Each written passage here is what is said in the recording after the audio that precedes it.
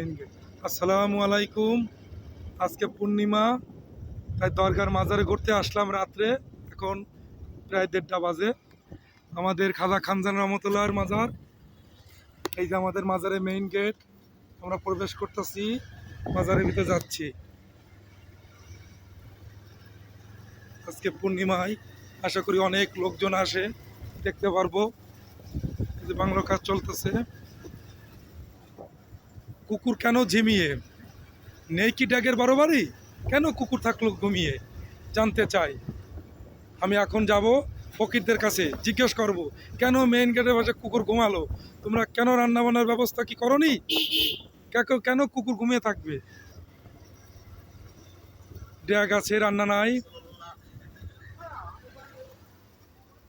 এই যে আমরা মাজারের উপরের দিকে উঠতেছি,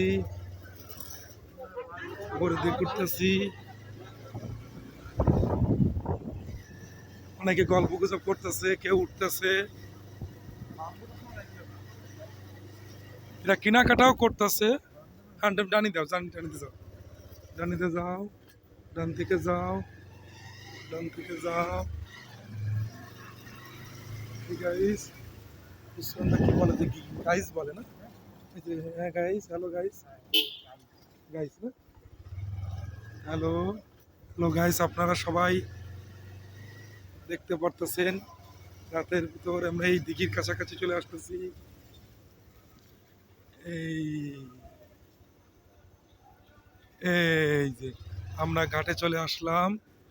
অনেক লোক, অনেক লোক, কত কিছু চলতেছে। আরে আল্লাহ, আয়